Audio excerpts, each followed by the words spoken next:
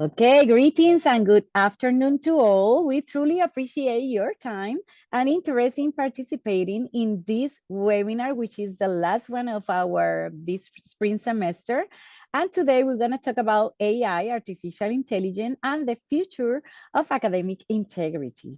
Our webinars and events are a team effort, and we would like to recognize Isari Gutierrez, his executive assistant, and Stephanie Perez was here with us doing this setup, but she stepped out because she had another meeting. She's our marketing and social media director. We would like to recognize her commitment and support today.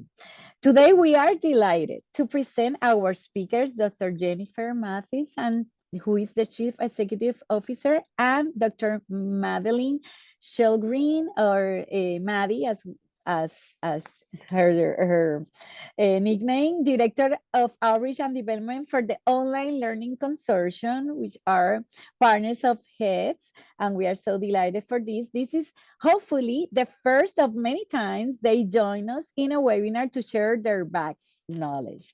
Thank you for your valuable collaboration with this initiative to help us support the faculty, administrators, and students as part of the HEADS mission to promote, support, and increase the capabilities of member institutions and academic community in general to enhance student success in higher education through the integration of technology. Today, we have more than 400 participants registered. So far, we are reaching 200 connected. So, and those more than 400, when we check the registration, most of them were from more than 20 of our higher education institutions in Puerto Rico and also schools. And also we have participants from more than 20 member institutions from not only from HEADS, but also from the Online Learning Consortium in the US and some others from organizations. Greetings to all. We hope this webinar will be a great benefit to everyone. Before we start the webinar, we would like to share some important announcements, and let me move my presentation so you can follow.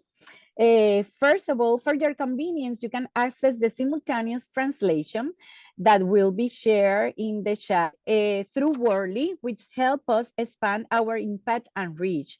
Si necesita traducción del inglés al español, puede hacer clic en el mensaje de su pantalla para acceder a la traducción simultánea. Please use the chat to share your questions and comments. Your audio, as you may notice, is blocked to avoid interruptions, but in case this feature fail, please make sure your microphones stay mute. For those interested in receiving a certificate of participation for this webinar, 1 hour contact free of charge, access the link in the chat to complete the form to request ours. Or you can also, if you are in a computer, you can use your phone and scan the QR code and complete the form to request the certificate of participation. Before you submit your information, we always emphasize that it's important that you make sure that your name and your email is correct so you can receive the certificate correctly. After we finish this webinar, you will receive an email with a link to complete a short online survey to help us evaluate this webinar and also help us identify which other services and initiatives can support your student community and faculty. Your participation is anonymous and will only take 5 minutes. Your feedback is very important for us. Finally, we invite you to spread the word and invite others to our next events and opportunities published in our website, which is heads.org, under the menu Next and Past Events. Also, the events are posted on the social media, and we encourage you to follow us in any account of your preference. Our next event we are in Instagram, LinkedIn, Facebook, and everything that we do like today is record, and you can access this in YouTube, in the YouTube channel, as well as in our webinar. I don't know who is using the highlight. Please make sure that you don't use any feature to avoid any interruptions. Okay, let me continue. And since this is our last event of this semester, we are getting ready for next academic year, and we already have the invitation to the Soon Experience Student Experience Summit, which is an educational fair that will provide students with dynamic experiences from different careers to help them anticipate their professional future. The place will be the Convention Center in San Juan, Puerto Rico. There is half a day from 8 a.m. to 1 p.m. And it's going to be 2 days, the 19th and the 20th of August.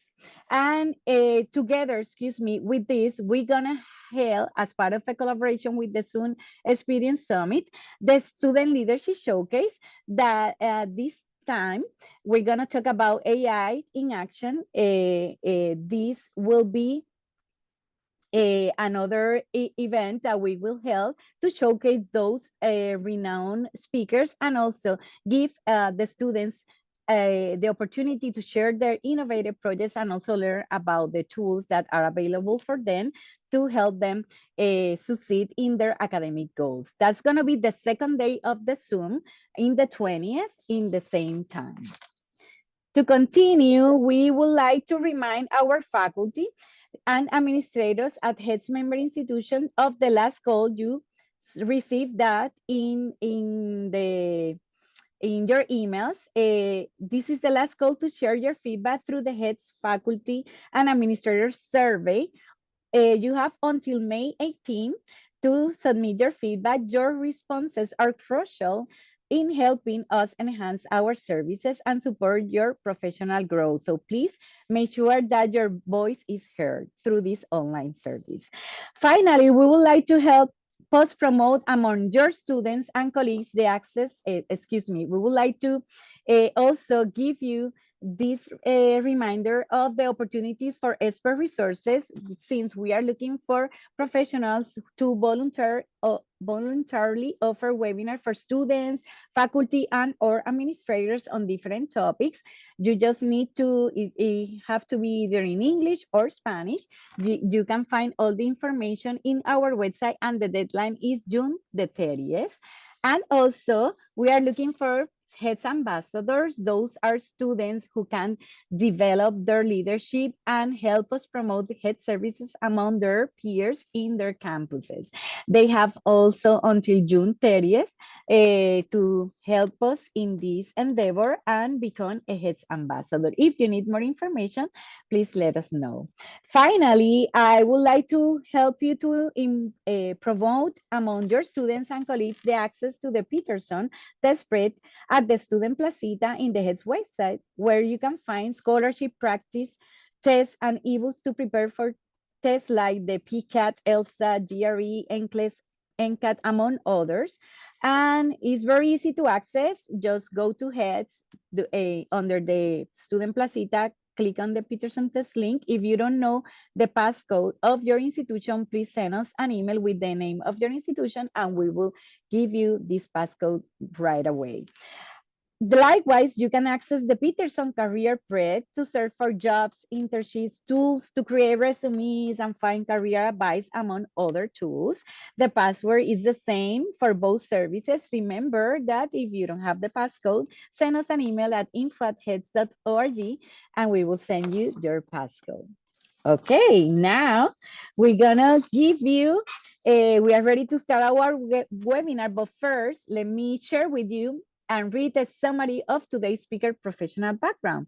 Dr. Jennifer Mates is the Chief Executive Officer at Online Learning Consortium and a pioneering leader in applying artificial intelligence within educational advocates for the thoughtful integration of AI.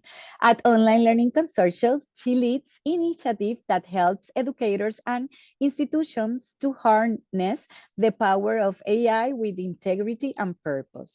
Also is the author of the relevant reports mentioned in these slides, and also Jennifer has over 25 years of leadership experience in advancing online, blended, and digital learning. She earned a PhD in educational psychology from the University of Illinois at Urbana-Champaign a master's degree in business education and a bachelor degrees in mass communication from Illinois State University. Likewise, let me share, excuse me, a very summary of their background of Maddie. She's the director outreach and development at Online Learning Consortium. She spent her professional career focusing on meaningful ways learning focused communities can come together in partnership with one another for impactful change. At Online Learning Consortium has become known for her leadership around engagement, strategic planning, innovative pedagogies, and global partnerships across online learning. She earned her PhD with focus on online educator professional development from Michigan State University. She also holds a master's degree in linguistics from University of Toronto and a bachelor's degree in both Spanish and linguistics from the University of Vermont. Let me stop sharing. So we have all the attention to Jennifer and Maddie. You can please start sharing, and thank you both again for your valuable collaboration. Well, thank you for that wonderful introduction, Belkis. That was very much appreciated. And I just want to start by saying good afternoon to everyone. We thank you for joining us for this important conversation today on AI and the future of academic integrity. I'm Dr. Jennifer Mathis, as you just heard, and I'm joined by Dr. Maddie Shellgren. Together, we're here representing the Online Learning Consortium, or OLC, as we're often called. We're a collaborative community dedicated to advancing quality digital and online learning. And we've long worked at that intersection of pedagogy and technology, not just responding to change, but helping to shape thoughtful, inclusive responses to it. And today, that work feels more urgent than ever. Now, over the past year or so, we've definitely seen a shift where AI has moved from the margins to the mainstream. So tools like ChatGPT, Copilot, adaptive learning platforms, they're all reshaping how students engage with content and how educators design instruction. But alongside that promise, we've also seen growing complexity, academic integrity, something we often treated as static policy. It's become one of the most dynamic and debated areas in education. And our goal today is not to offer a single solution, but we want to help you and your institutions reframe how you think about integrity, authorship, and assessment in a world where AI is a part of everyday learning and life. And just so you know what to expect, our session is grounded in what we're hearing across the field. So through our work at OLC, we've been in conversations with faculty who are revising their teaching, students who are experimenting with AI in new and sometimes unexpected ways, and administrators who are trying to keep policy aligned with practice. So today, we've got several key objectives we're going to be exploring. We're going to be looking at how AI, beyond generative tools, is really reshaping core concepts around academic integrity across higher ed and other sectors. We're going to be looking at some of the emerging insights and tensions from the field, highlighting what faculty, students, and institutional leaders are seeing and doing in real time. And we're going to give you hopefully some future focused strategies. So rethinking assessment to shaping institutional policy and ensuring responsible adoption of AI tools. So as we're talking today, we really invite you to engage critically and constructively. This is a space for nuance, a space where we can explore ethical dilemmas without rushing to easy answers, and a space where, above all, we center learning, equity, and trust. And we are definitely leaving time at the end for Q&A and some shared dialogue, and we encourage you to listen for those tensions and takeaways that you can bring back to your classrooms, departments, or wherever you're making decisions. So with that, let's dive in. I'm going to turn it over to Maddie for our next slide. All right, saludos a todos. Pleasure to be here, and a huge thanks again to HETS for welcoming us, and looking forward to our continued partnership. So shout out to all in the HETS community for welcoming us here today. So yeah, we wanted to actually start with attention. One of the I would say ubiquitous across every conversation we've heard. One of the major concerns, whether you're a policymaker, whether you're an administrator, a student, a faculty, even in our daily lives, it's this open concern about like, is AI original? How do we even orient around the idea of original work? And again, Jennifer promised that we're not going to give a single solution, and we're not going to do that. We're going to offer some ideas, some solutions, some things to be thinking about, but this is a very key one. It's foundational to this conversation. Another way to think about the concept of original work, of course, is in the academic space, the working spaces. It's, if I use AI, am I cheating? This is where we know that central to the conversation about academic integrity is that concern, that worry. And again, across the stakeholders, we see particularly in the educational space, but just this worry about what is cheating, is AI cheating? What if, for instance, Jennifer and I promised we'd be fully transparent here with this. When we were preparing for this presentation, I'm going to provide some insight. Jennifer and I spent time thinking about what exactly we wanted to talk about, the points we wanted to get across, the conversation, the nuances, everything that we wanted to forward. But then we said, you know what, for the sake of this presentation, what if we worked with AI to ask it to create a slide deck, so presentation slides for us? And it did that. You can see, for instance, on this slide that this person that's represented in the image is missing part of an arm, right? So AI is imperfect. But did it save us an absolute lot of time for a graphic design standpoint, putting slides together? Yes, it did. Does this mean that this slide is less authentic, that it is somehow misrepresenting what Jennifer and I wanted to talk about today? No, it's not. Jennifer and I then went through the slide word by word, bullet point by bullet point, to make sure that it was actually conveying the very nuances that we wanted it to. So one of the things that, and again, it's not an easy conversation. I can at least attest in my own personal life. I just had a mini debate within my household with my spouse about whether or not using AI for things like presentations is considered cheating at work, right? That oh, well, if you do this, then your boss is just going to say, great, you saved 4 hours. Fill it with something else. And I was like, no, exactly. I can actually spend 4 hours on something that I'm being paid, my expertise is valuable for. As opposed to, oh, can I make a slide deck? Absolutely. But is that what Jennifer pays me for? No, right? She's paying me for other types of expertise at the end of the day. And so it's a little bit of a give and take. And the same thing is happening in our classrooms as we think about the concept of originality, the concept of authenticity. Authenticity, of course, means something different depending on where you're at in the world, but does it always necessarily mean fully human made? And I think that is a critical thing that we need to be talking about right now, is that a perspective shift to thinking about, can AI actually be a thought partner, a reviewer for us, something that where we can say, this is what I want to say, this is what I want to convey, help me convey that in a meaningful way visually, for instance, with these slides. So, but if you haven't yet really, as an institution, or even within your own classroom spaces, thought about what original work means and wrestled with that yourself, you're going to want to start there. Likewise, again, with the conversation around like what does it mean to be an author? We just openly credited AI, for instance, and Gamma specifically as a tool for helping create these presentation slides. We are open with that. We're completely all right with giving attribution to an AI tool for the sake of being fully transparent with you all. Is that enough, right? Are some of you thinking, oh, Jennifer and Maddie are on the AI wave and they're very pro AI? If you have those personal feelings, it's absolutely okay. You need to wrestle with those and really think about examining those within your classroom, knowing that some people are very AI forward and others are not. And one of the things we want to advance today throughout our session is that you all, as regardless of where you're at within your institution, you have an opportunity to help lead that conversation. Even if you don't take a strong stance one way or the other, you can at least minimally help to negotiate those conversations and lead those conversations.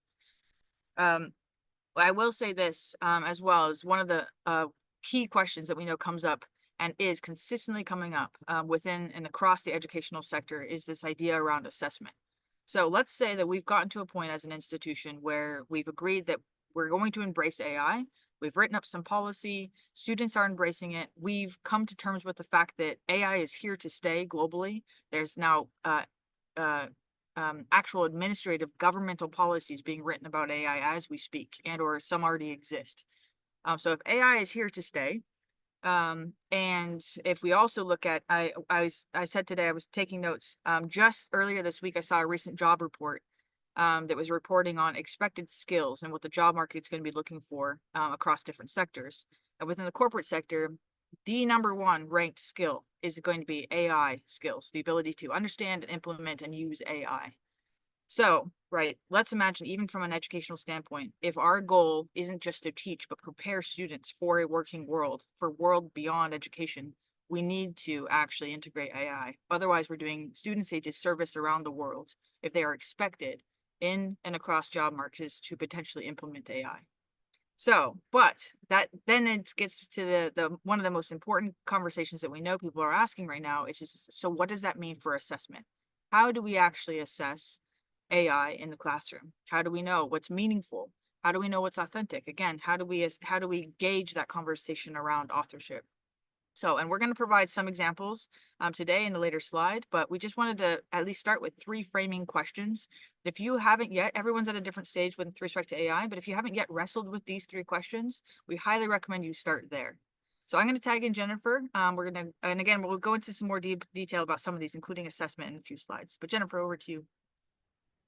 All right, thank you. And I hope everybody saw that, you know, our picture there was intentionally left in there with the man with his arm cut off, just so you could be thinking critically about how we work with AI. And we'll talk to that more as we're going through this. But when we think about AI, often what I hear from people is that they're thinking ChatGPT, right? That their minds often go to those generative tools, the large language models or LLMs, that can compose essays, solve problems, simulate discussions. And these tools have rightly drawn attention because they challenge some of our longstanding assumptions, as Maddie just said, about originality, authorship, and assessment. But generative AI is one part of a much larger and evolving ecosystem. So to fully understand the implications for academic integrity, we're going to zoom out, and I'm going to talk about some of the different types of AI. So I do have generative AI on here. I kind of talked a little bit about that, but it really is referring to tools that create content. So text, images, video, or even code based on user prompts and large-scale training data. These systems are not retrieving information, but producing new outputs, and often with a high degree of fluency and confidence. Their impact on education is definitely already visible. So students are using them to generate essays, faculty experience or experiment with them for syllabus design or feedback, and institutions may grapple with questions about their ethical use. But again, this is just the tip of the iceberg. We also have predictive AI, and this is one that many of us are probably already working with it or alongside predictive AI, and you may not even know it or be calling it that. These are the systems that are embedded in learning management platforms or student success dashboards, tools that will flag students as at risk based on historical data, engagement platforms, or performance metrics. And while predictive systems can support early intervention and retention efforts, they also raise some concerns. So are we reinforcing bias in our data? How do students feel about being flagged or categorized by algorithms? And how do we ensure transparency and consent when AI makes inferences about academic behavior? The next one, many of you may also be familiar with. This is surveillance AI. This is probably one of the more controversial categories. So think about what's involved here. It's remote proctoring software, plagiarism detection systems, behavior monitoring tools that use eye tracking, keystroke analysis, or facial recognition. These tools are often implemented to protect academic integrity, but they can just as easily erode trust, reinforce inequities, and lead to false positives, particularly for students with disabilities, neurodivergence, or inconsistent access to reliable technology. So the ethical trade-offs here are real, and we have to ask, what values are we reinforcing when integrity is enforced primarily through surveillance? The next one I have on this image here is adaptive AI. This is a more pedagogically promising area. It's the personalization engines behind intelligent tutoring system, customized learning pathways, and real-time feedback loops. These systems are typically going to respond to learner input, and they will adjust content or pacing based on individual needs. So while adaptive tools can enhance equity and engagement, they also shift our role as educators. So if a machine is determining that next best lesson or assessment, how do we ensure alignment with our course objectives, and how do we help students understand their own learning pathways? These are some of the questions we need to be asking. Now, there are two other types of AI that are not on this image that I want to talk about real quick, a little bit more futuristic, but agentic AI is already here. So this is definitely more recent, and it's rapidly emerging. These are AI systems that can take action on behalf of other users, so they can schedule meetings, conduct research, draft and revise documents, or even collaborate across tools and platforms. So you want to, when you're thinking about agentic AI, they're not just assistants, but they act as agents and have a degree of autonomy. So in the educational context, students may soon have AI agents that manage study routines, search for source material for them, or even complete multi-step tasks with limited input. So this one raises some questions about accountability, authorship, and transparency. So if an AI system is able to make a decision or a mistake, who's going to be ultimately responsible? So that's something we're going to be talking about in the future, not today, but in the future as this becomes a bigger part of our life. Finally, one that is on the horizon, a type of AI that is on the horizon, and I'm hearing predictions that we actually may have within the next couple of years, is artificial general intelligence, known as AGI. And it's really important to be prepared for this and to be thinking about this, because these are going to be systems that could match or even exceed human intelligence across a wide range of tasks. So unlike today's narrow HI, which tends to be more task specific, AGI would be flexible, self-improving, and capable of reasoning and learning in ways that approach human cognition. While we're not there yet, again, the possibility invites us to think deeply about not just how we use AI, but why. What do we value in human learning, in effort, in ethical growth, and how do we future-proof our integrity frameworks now before that technology outpaces our own norms? Now, before we move on, I want to take a moment to invite you to think expansively. So integrity challenges don't begin and end with plagiarism or AI-generated essays. They live in the design of systems, the assumptions embedded in our tools, and the values we uphold in classrooms, institutions, and society. And understanding that full range of AI tools is going to help us see not just what's changing, but what still matters most to us. So let me move on to the next slide, because I'm wanting to share some of the perspectives at the field. At OLC, we really do have the privilege of working closely with a wide network of educators, instructional designers, administrators, and technologists. And across that community, we've seen just how rapidly the conversation around AI and academic integrity is evolving. And what's really striking here is not just that speed of change, but the diversity of the responses. So from faculty, if we start there, for many, the initial reaction to AI was a mix of confusion and concern, particularly around academic misconduct. I know when ChatGPT was first released, I heard that there were institutions who were saying AI will not be allowed, right? They were just banning it entirely. Some institutions were taking a different approach, and they were, looking at how they could set up different policies. But for faculty, they need to be able to now understand how they can use it within their assignments, right? So incorporating AI use as part of a process, asking students to annotate AI-generated content or compare machine-written work with their own. We've got others who are cautiously integrating AI into the integrating and feedback. So using tools to streamline routine tasks, but wrestling with how to maintain the human element in evaluation. A consistent theme with faculty that we hear everywhere is that there's a real need for ongoing professional development. So not just a one-time workshop, but space for critical dialogue, hands-on exploration, and community sharing. Faculty, from what we've heard, want models, examples, and guidance, and not necessarily mandates.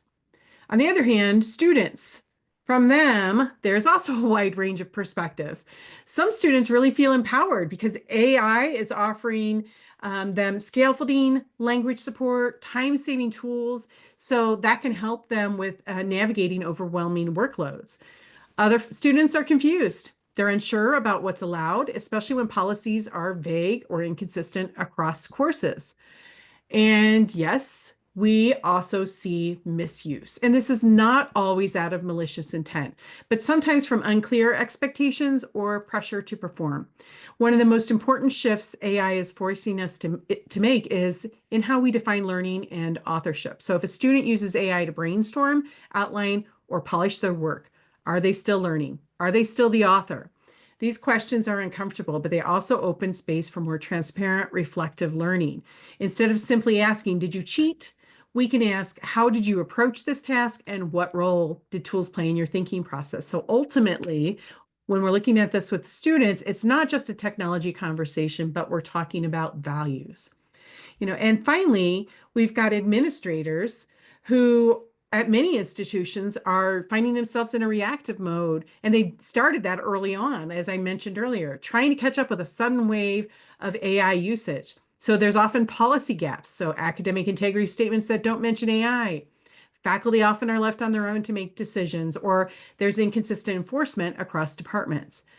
Now we're starting to see a shift toward a more proactive innovation, institutions forming AI working groups, updating integrity policies with clear distinctions between acceptable and unacceptable use. And importantly, they're starting to build infrastructure that's sustainable. That includes an investment in professional learning, as I just mentioned is needed, cross-functional collaboration, and shared tool evaluation criteria that considers ethics, privacy, and accessibility. But what's perhaps most the important thing to emphasize here is that there really is no single narrative. And I mentioned this earlier, but some institutions are banning AI outright, or they have banned AI outright. Others are encouraging exploratory use. Some faculty like to use AI as a teaching assistant, and then we have others that are deeply skeptical. That's okay. The moment is not about standardizing everything. It's about surfacing tensions, sharing approaches, building capacity to engage ethically and flexibly as the technology evolves. We need to make room for nuance, especially across different disciplines, course levels, and institutional contexts. So what works in a graduate writing seminar may not apply in an entry-level STEM course. And what feels fair in one cultural or institutional context may need to be reconsidered in another. But across the board, what we're hearing from faculty, students, and leaders is the same fundamental need for clarity, for consistency, for trust, and for learning environments that prioritize growth over policing. So I'm going to turn this back over to Maddie.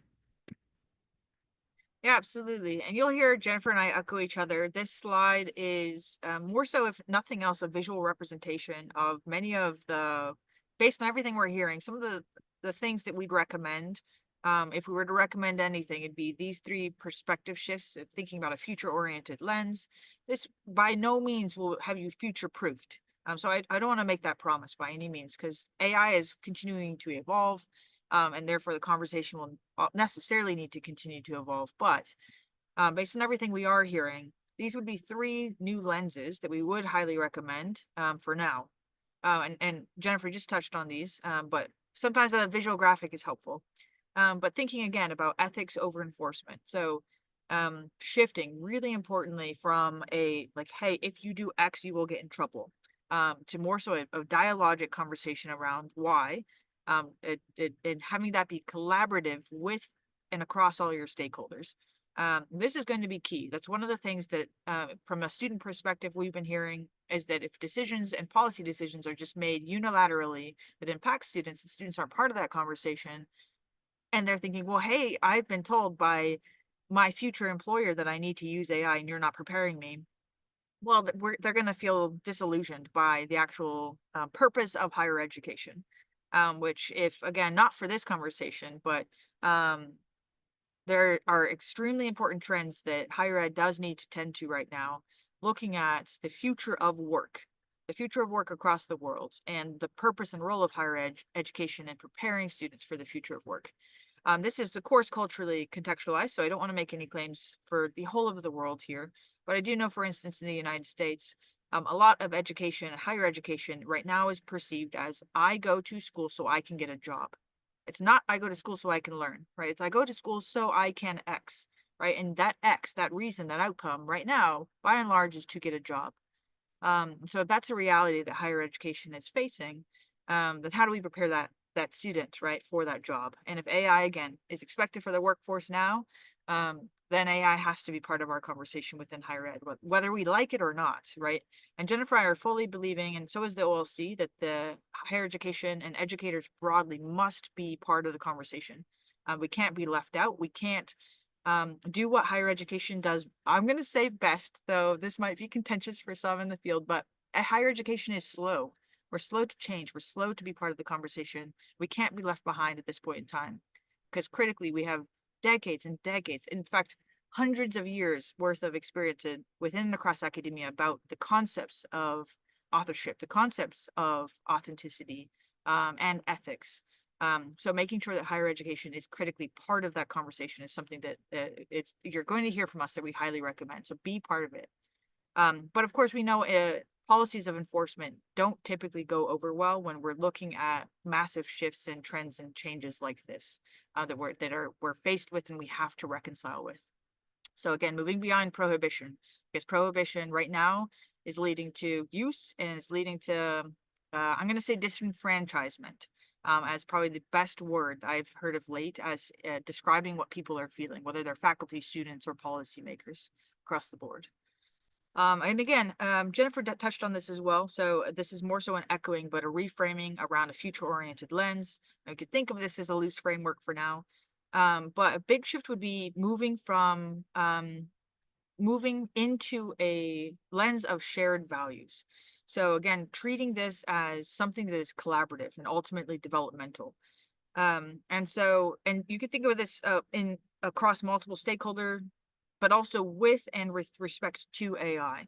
And so I'm going to give you an example of what I mean by that, right? Jennifer talked about how you can dialogue across stakeholder bodies, right? So policymakers working with students, working with faculty. This has looked, we've already heard and seen this happening across multiple of the institutions that are part of our membership, but institutions holding things called like town halls or interest meetings where they're making sure that they have representation in and across the institutional body to hear what people's concerns are, ideas, and get input, and making that even policy, for instance, collaboratively generating policy, and establishing what they mean by shared values. I see this as a huge opportunity, right, for an institution to have that conversation about who are we as an institution, what do we care about, and how does AI fit into our existing values? And perhaps, if nothing else, do our values need to shift now that AI is here to stay? But also with respect to how we look at and treat AI and leverage AI. And so recognizing that in and of itself can be a collaborative process. I don't want to get too far into this because it would be in English, we have a phrase called can of worms. I'm not sure if I don't honestly know if that's a phrase in Spanish or not, but it's when you open it, Pandora's box, right? You open it and all these other things start to come out. So I don't want to open that can of worms here today, but there are, if you haven't looked into even some of the generative models of AI, like LLMs, you can make custom LLMs and actually set your AI to say, hey, in this learning space, we are operating under the following values. You can have a custom learning space.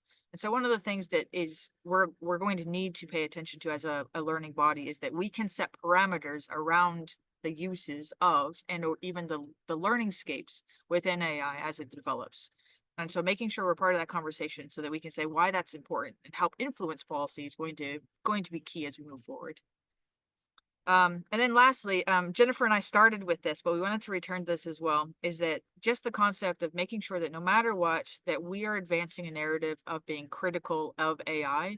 And therein, you could think about that as critical AI literacy. So very intentionally using that term literacy in the sense of how do we understand, how do we read, how do we interpret AI across all of its uses, and are we critical of that or not? So I can give you an example, for instance, in personal use, and we already talked about the use of this particular slide deck, but I'll run with a version of AI, the generative AI that most people are probably familiar with. So something like ChatGPT, or one of its counterparts. But if you were to, and I'm going to make the assumption that some people in the audience haven't leveraged or played around with ChatGPT for the moment, but if you have, this might be familiar to you. But recognizing that, of course, not everything that these large LLMs output is actually good data. So the data sets are not, I would not trust all the data that's coming out of these large LLMs. And particularly with the largest trend right now where AI is being used as a search engine replacement for things like Google, and for other search engines, that is something that's going to be really, really critical to work with students, work with yourself, with faculty, with policy generators, that just because you searched it on AI does not mean AI is giving you adequate data and accurate data. So how do we create and foster a culture where we are critical of what's being produced, while nevertheless being okay and moving forward towards a model where we're open to its use? And Jennifer put in the chat that it can have hallucinations. And if you were to ask ChatGPT to do something really complicated, for instance, sometimes it gives you two different results in the same conversation with AI. And I highly recommend that in your AI practices, if you want to play around with it and see what a dialogue, if you will, and I'm going to use that term really intentionally here, with AI, and again, tools like ChatGPT look like, it's okay to tell it you don't like something or that it's wrong. I was using AI, for instance, I do a lot of home renovations, and I know this is going to sound like a tangent, but you'll see what it means. I do a lot of home renovations, and I had this idea in mind for something in my garden, but I could picture it in my head, but I'm really not a great artist. I'm not good at drawing, so I wanted it to help me create this garden for me. So I told it what I wanted in my garden, and it gave me something. I was like, I hate this. I really don't like it. And I told ChatGPT as such. It was like, I don't like this, and here's why. I gave it all my feedback. And I said, here's what I'm really looking for. And I said, you're not capturing what I actually asked you to capture. Can you try again? And so it's like, oh, yes, thank you for the feedback. I'll try again. Gave me a second try. And I was like, you know what? This one's worse. I don't know why. Somehow it's worse. You didn't do what I wanted to. It was about an hour-long conversation with me and ChatGPT about my garden. But at the end of the day, eventually I got frustrated because it couldn't produce what I wanted, right? But the point being, right, is that ChatGPT, it has to be a big part of that conversation with anything like AI tools, particularly ChatGPT. A lot of that comes down to prompt language, which again is a nuance that we're not going to talk about today, but it's, are you open, ready to not just blindly trust everything that comes out of an AI, but rather say, it's okay to say no. It's okay to tell ChatGPT or an AI tool that it's off, it's wrong, it's incorrect. The data is false. You can give it better data. You can say, here's the data I actually want you to reference. You can teach AI so that AI can teach and work with you. And so think of it as a potentially reciprocal relationship in that sense.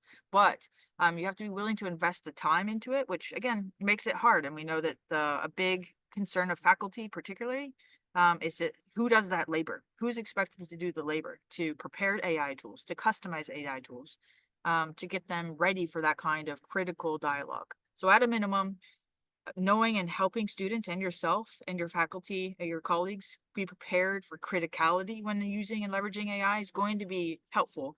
But that knowing that there's a lot of nuance even to how to set up a learning scape that is critical in nature. So, all right, okay. So I'm going to go through this so that we have some time for our final slides as well. But we have some recommendations about that we've, again, there's not coming from Jennifer and I. These are coming from things that we hear and that we've heard from our community, that Jennifer and I, of course, are like, yes, we've heard that. So we wanted to share that with you all as well. But some assessment redesign strategies. We know that some of you are here for the conversation around AI, but we wanted to make sure we also left you with some practical ideas and practical strategies that you could consider implementing tomorrow, right, or into the future. So ensuring that you actually are thinking about scaffolding AI use. You don't have to say yes to AI in everything you do immediately, right? You can introduce AI slowly but surely in small ways, small components, even in sections. Let's say, for example, if you are in a class that has writing, you could have your students leverage AI only for the brainstorming session. That they're like, hey, here are 10 topic ideas I'm thinking about. Can you, let's say they're using ChatGPT. ChatGPT, can you help me think through like the benefits and downsides of one topic or the other? They could do that work in AI and get some ideas. Again, you'd still have to help them think through critically what ChatGPT is putting out or another generative AI, but you could just have it for a brainstorming session. You could have it for a review. But nevertheless, making sure that you're actually thinking about guiding students through that process, that it's okay to implement it stage by stage and in different phases of the learning process. Process over product. So what we mean by this is that, Jennifer talked about this a little bit, but just to sort of button it up through a nice bullet point as well, is that by and large, a lot of the products that ChatGPTs, generative AIs, AI across the board produce, they're not necessarily great, right? And again, we intentionally use this presentation for that example. Gamma presented this for us, and they're like, this is a good slide deck. It wasn't great. We had to edit it. We had to revise it. But we kept in those bad photos with arms cut off because we wanted you all to see that even still, right, even with the advancements in AI is still going to make errors. So if we're so focused on the product, both in terms of the output, what we're banking on AI, using AI for, and if we don't necessarily think about its use, then we're going to potentially blur those lines of the ethical, again, authorship about creation. We're going to be so concerned with just producing that we're not going to be thinking about process, which is where the learning happens. So thinking about no matter how you use ChatGPT, it's not just so that we can be more productive as a society, right? If we're using AI in general, it's not just for increasing productivity and efficiency. That's what some communities would tell you AI is going to be good for. We're going to stress as a community that is concerned with learning, that it's really about how we use AI, why we use AI, and how we can learn through the use of AI. So again, really prioritizing the process side of it. Reflective components, again, Jennifer did mention this earlier, but as a summary slide, really ensuring that no matter what, even if you don't use AI in general and you just have folks think about, hey, what if I did use AI for this? How might I have used AI for this? Incorporating more reflective components into your work. If you have asked your students or given them the opportunity to use AI, we highly recommend, and our community highly recommends, that you intentionally incorporate reflection after the fact to get them thinking about how they used it, why they used it, how they might use it differently next time. Or perhaps, right, again, you can even outright ask them, hey, if ChatGPT wrote your entire essay, do you think that's fair? Right? Do you think you own that essay? Are those your words? You can have them ask these things right within your classroom and learning space, and actually have a conversation around authorship, ownership, and authenticity through the use of things like reflections. And then last but not least, oral assessments. This is time and time again what we have heard since the onset of AI in educational spaces, that if you are worried about particularly concerns around academic integrity, you can always fall back on oral assessments, incorporating presentations, things that aren't text-based, or I'm going to say aren't texts broadly speaking, even things like images and slide decks is a form of text, a visual text. So recognizing that you can always fall back on oral assessments and oral presentations and things of the sort. If you wanting to dabble in the world of AI, but you're nervous still about that conversation around authorship, ownership, cheating, and the like. So I'm gonna tag in Jennifer. We have a couple more slides here. I'll just say in terms of a few, I forgot I'm starting on this one, Jennifer. I'll be quick with this one first. Tools landscape. I already talked about this a little bit, so I'll be able to be short. But detection. Some of the things that we're thinking about being an AI aware institution. And so if you're in a position to make policy, for sure, whether it's in your classroom or your decision maker, a leader within your institutional space, you have to absolutely be thinking about the tools landscape. One of the things that's part of the conversation right now is there's a trend right now to try to detect the use of AI. And this is something that some institutions are trying to incorporate. And we already see this, and it's not shocking, right? When we have proctoring tools and tools that are designed to try to catch cheating. And again, that's in the enforcement perspective, the prohibition enforcement narrative. But when it comes to AI, if you haven't yet read up on any of these particular conversations, one of my favorite examples as of late is the use of what's called the M dash special character, or even the semicolon. And so I'll put the semicolon right within the chat. That's a semicolon. I will tell you, I personally use that all the time when I write in my own written prose, whether it's handwritten or text written typed on a computer. I use the semicolon all the time. I use the M dash all the time. Now AI experts are saying that there's, and again, this is all true. AI does have certain things. If you ask AI to draft a session title, I will say maybe 9 times out of 10, it will include a colon in your title. It'll say something like, AI, the future, typing this is here, right? It'll have the colon. So you have to actually say, hey, can you not include a colon because I don't like the colon, or I'd like some variability. So there are some things that AI and generative AI, I'm using as an example here, is tending to use because it's pulling from the same language sample, which is, again, another conversation for another day. But the detection tools artificially then are grouping in genuinely authentic, fully student written and composed work. And it's saying, hey, this is AI generated, when it wasn't. And this is something that we have heard over the last few years as becoming more and more prominent about institutions claiming that students are cheating when they're actually not at all. So again, it's going to be our recommendation of falling back and moving away from enforcement and prohibition for that reason, because how can you genuinely tell? How can you for sure tell whether or not something is fully created by a student or was AI assisted? And that's going to be a large question that we have to wrestle with as we move forward. So Jennifer, I'll tag you in to close this out. Okay. Yep, and I'll be quick so that we have some time for questions. But, you know, we do think that it's important that you pay attention to what's happening for policy strategies. And as an example, many countries, including the US, have initiatives or policies or things out there about AI. In the US, we recently had an executive order about AI for youth in K-12 and lifelong learning. That urges educational institutions to promote responsible AI use while preparing learners to engage with tools ethically. And basically, it's calling for this calls for academic integrity policies that go beyond plagiarism and the exam rules, as we just talked about, to include actually incorporating AI use in assignments, projects, research, and all of that. So what we're really saying to focus on is, you know, these policies as they're developed, whether it's at a national level or an institutional level, they need to be values aligned and equity informed. So students need clarity, but they also need room to develop ethical reasoning and not just following a set of rules. Also important is room for and embracing pedagogical innovation. So designing assessments where process is valued as much as the product. Maddie just talked about this. We want students to reflect on how they used AI, not just whether they did.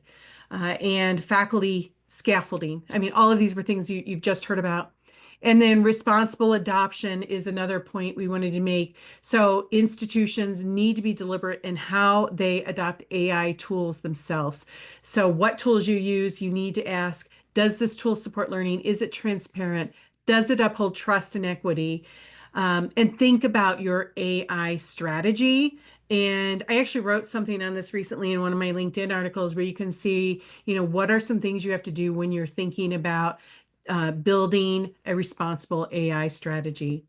Okay, Maddie, I think that's it. We got through everything and we want to make room for any questions. And I want to put in the chat too, if you want to follow me or read some of the things I've written about AI or other digital learning, I'm going to put that in the chat. You can follow me there, or I've got a newsletter you can subscribe to get more information. But let's hear from you. What are the questions? Okay, ladies, thank you so much. The chat has been very active, mostly with comments. So far, the only question was regarding the recording. that Jane asked where the recording of the webinar will be available. I already told her that's going to be at the HEDS website under the menu next and past events. You're going to see all recordings, including yours, this one. And let me see if I see any questions. Todd mentioned, I just finished watching a briefing by Sequoia. AI chatbots will become AI agents, but AI agents will become swarms, which will then become AI economies, which was the focus of their briefing, if is which Silicon Valley is working on now. It's a comment if you wanna comment on that. Let me see if I see any. Oh yeah, absolutely.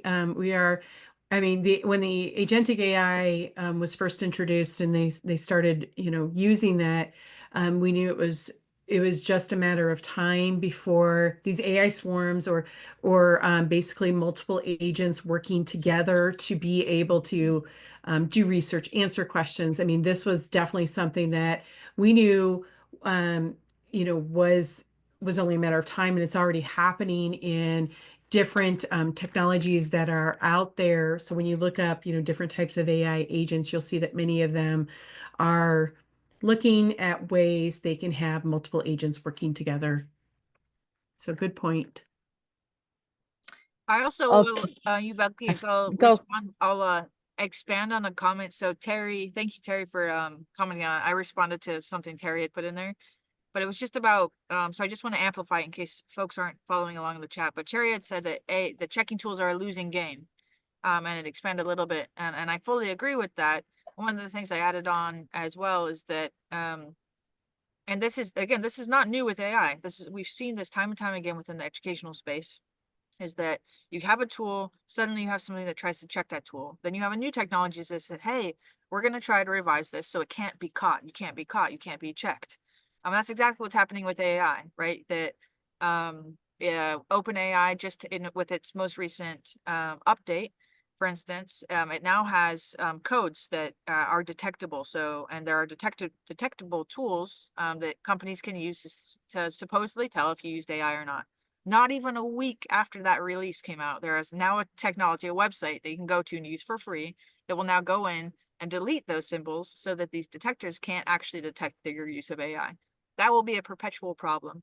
And so I think the conversation really is, again, if we're constantly in enforcement, someone's always going to find a way to get around that enforcement.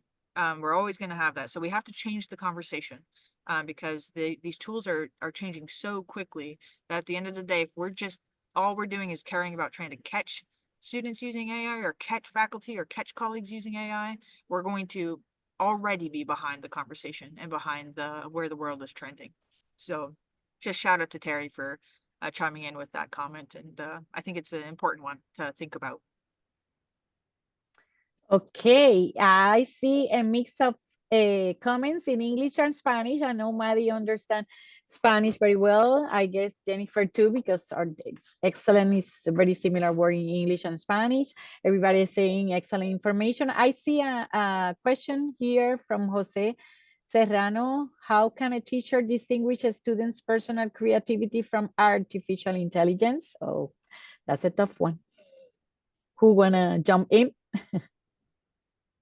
It is a tough one. And, we talked about some of the tools that are out there that are there to help, but they're not always going to be accurate. And that's the biggest problem. Sometimes it's getting to know your students, right? And understanding their writing skills.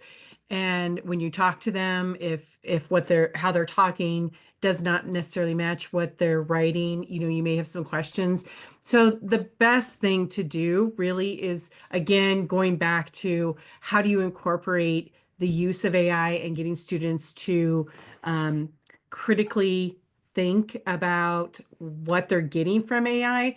One thing that I found, if you ask AI, ChatGPT, some other tool to write an essay for you, it will write an essay for you, right? And as you're reading that essay, you may see some things and you're like, this makes no sense. Is this fact real? This happens to me where I I use AI as a thought partner, right? I'll say, give me some ideas. How might this look? Did I miss something in what I've written? I use it that way because and I have done this experimentally, I have asked AI to write things for me. And at least one time, it has come up with a statistic which I thought was phenomenal. And I said, oh my gosh, this makes my case. Where did you find this statistic? And it searched and it searched and it came back and it said, oh, no, that's not a real statistic. That didn't pull it from anywhere. I mean, those are the kinds of things that you're looking for, is inconsistencies. Because I mentioned this earlier in the chat here that AI hallucinates, right? It does do that. It makes up things. So you can catch things in that way. And I will give you an example too of why I say I'm a little leery of AI detectors. My own daughter, who is a senior in high school, had a teacher. She wrote a paper in front of me. I watched her write this paper. She was asking me questions, and I'm sitting there saying, why don't you use ChatGPT as a thought partner to help you write that? And she goes, oh no, I'm not using that because my teacher, they put it through a detector. They will know if we cheated or anything. And I said, well, I'm not asking you to have it write the paper for you. I'm just saying, use it to come up with ideas, because she was struggling with an idea for what she was going to write about. Well, she ended up writing this whole thing right in front of me. And then what happened was the teacher came back and said, oh, the AI detection software said that you used AI to write this. She told me this after the fact, after she had already rewritten this paper, because she was so upset that an AI detector thought it was written by AI. And here she had written in front of me, and I was ready to go talk to her teacher and say, you're wrong. I watched her write this. You have to be careful. You have to know your students, and you have to be able to really review what they've written to understand, does this really make sense? We have another question from Ramon Lopez. We are producing a YouTube podcast on how to use AI in the classroom for students of the University of Puerto Rico, and as a showcase of what faculty are using them for. Any suggestion for further topics in that area? I would like to get a copy of the slides for this presentation. Yeah, the recording and the slides of the presentation in a PDF format will be in the same web page. When you go to HEDS under next and past events, you're gonna see the recording and you can download the presentation. But the question is, any suggestion for further topics in this area? Either Maddie or Jennifer? I actually love that. One of the things Jennifer and I were talking about as we were preparing, and we were like, oh, this might be somewhat of a tangent, but is it just transparency and the power of transparency around from faculty around what faculty are using them for? And I would encourage, again, because it's the classroom for students. So just to reiterate that, so I think it's a great idea because it makes it less scary for students, because some students are genuinely scared, as Jennifer's daughter was, around even touching AI for fear of being caught, said that they are, for fear of claims that they're cheating. But again, also the worry that, like, hey, if I don't use AI, I'm not going to be ready for the job market. So what do I do here? But I love it. I love the idea of a podcast that really focuses on showcasing how faculty is using AI, because it opens up that dialogue that, hey, there are ways to do this. Here are the ways I'm struggling with it. So if you haven't thought about this yet, the conversation around the use of AI, particularly that last question we had around even the term creativity, differs from subdiscipline to subdiscipline. So if you're in the arts, for instance, creativity is conceptualized very differently. So you might have, I would wager a guess already that the conversations that faculty would have within, say, art, for instance, art design, architecture, is going to be very different than a writing classroom. That's what we've heard, at least, is that if a student is being expected to, for instance, draw something or to produce a visual graphic, how do we know if it's AI generated or not? Is it okay if it's AI generated at all? It puts into question the concepts, I would argue, about just the production of art. So I think that could be a really interesting avenue to pursue, is just to make sure you're looking across disciplines, because it's definitely not ubiquitous. And I know different disciplines are wrestling with the concepts of things like creativity and authenticity very differently as a result of the typical and traditional outputs that learners and faculty alike are expected to produce. So that's at least an initial reaction, Jennifer. I don't know if you have other suggestions. No, that was good. And I think that AI is going to continue to evolve and change so much over, gosh, the next month, years, 2 years, just continuing to stay up to date on what is happening is going to be critical. And so thinking about, whatever the newest thing is that you need continuous professional development on is going to be important. We have Bethany here who said, I am at HBCU and our students can't risk being accused of something they didn't do. They are very fearful of being accused of AI plagiarism. It's a comment that she made. And also Terry said they will also run their multiple choice questions in online asynchronous through ChatGPT. It can read, PDF, chat, etc. So now I am using Respondus, lockdown browse with webcam and a short auto final record. I have about 85% turnover in enrollment normally where it's about 5%. Oh, wow. Any comments regarding that? Let me see if we have that. Those are comments experience from the participants. Yamixa say, I have heard from students that essays written without AI tend to have a higher percentage of plagiarism than those written by ChatGPT. Do you want to comment on that? Amar said, excellent presentation. Edmari said, my biggest concern of AI is that doesn't contribute to develop critical thinking, including that AI can have algorithm with prejudices and discrimination. So I will kind of talk briefly about, essays written without AI may have a higher percentage of plagiarism. Honestly, it's possible, but I will say it's also possible that things that are written by AI can also have plagiarism unless you tell AI, tell me where, what your sources are, where did you quote or paraphrase from another author.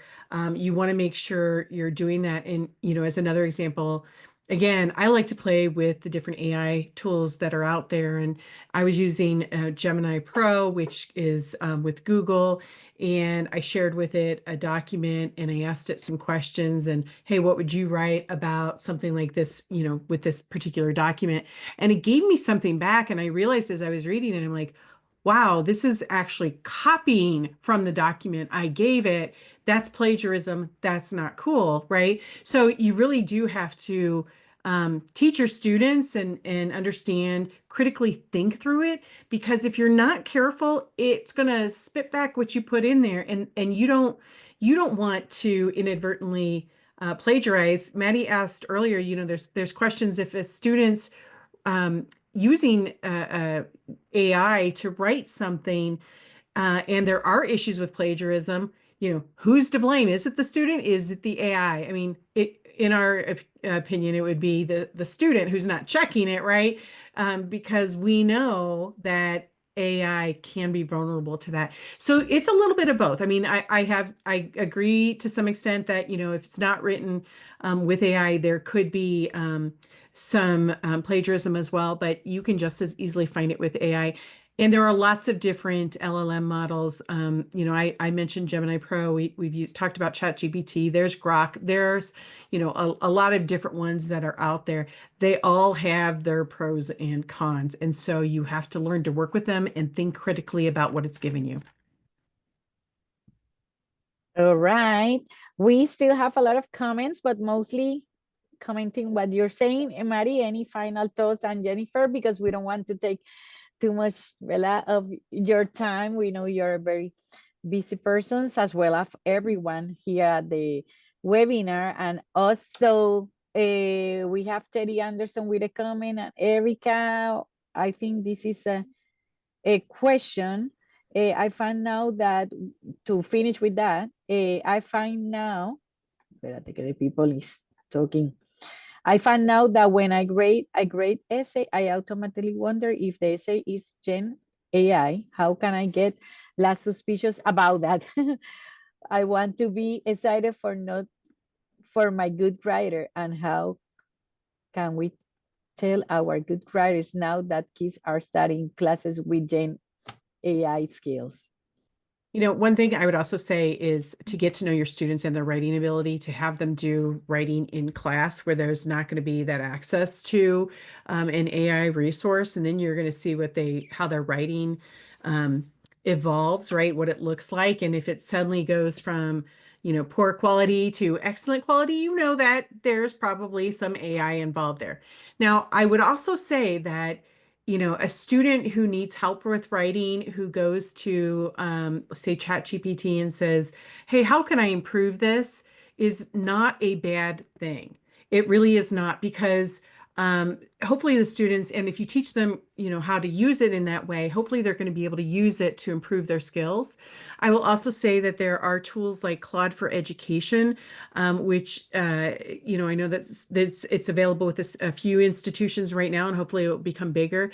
It is really being designed to not give students the answers, but to kind of use a Socratic method to get them to think about how they can improve, right? So tools like that, I think, are going to become more important in education. I was just, Meg? funnily enough, Jennifer and I didn't plan to be fully on the same page in that regard, but it turned out that way. Is that, Yubelkis, when you asked if I had any final thoughts, is that one of the Yes. things that came to mind, is really related to what Jennifer just ended on, is that I think I'm hopeful that one large silver lining or benefit of the onset of AI and the difficult to manage onset of AI within education is that it will put us in a position to visualize learning and the learning process. And so having that conversation be central with our learners. I had seen a comment, for instance, earlier, that just the worry about AI just completely getting rid of critical thinking. Well, critical thinking then must be part of our curriculum. We can't just assume that students will learn critical thinking. We have to teach critical thinking, regardless of the class, regardless of the subject. And we have to, if we're in a subject where creativity is part of it, let's talk about creativity in the classroom. Let's talk about authorship. Let's talk about these conversations. Let's talk about the learning process. So related to that Socratic method of like actually making sure not just that we're moving through a Socratic method or, the actual learning process, but that we're talking about it, we're visualizing it. We're talking about the strength of the learning process, regardless of what approach and model we take. And that's something that I'm really excited for. And that again, as Jennifer said, some AI models are moving towards that, of actually saying, like, here is what I did, here's why I found it, here's what you can do to improve. So yeah, I think there's a lot to come, but I do think it'll help us. I'm hopeful that it will help reinforce why education is so important, because AI itself is not ready for the world. The world's not ready for AI in that sense of it's not accurate enough for us to trust it. So I think education is central to its future. We just have to make sure we're part of the conversation. Oh, wow. Well, I see a lot of other comments, and I know Jennifer is trying to reply some of them, as well as Maddie and others are contributing. Thank you so much.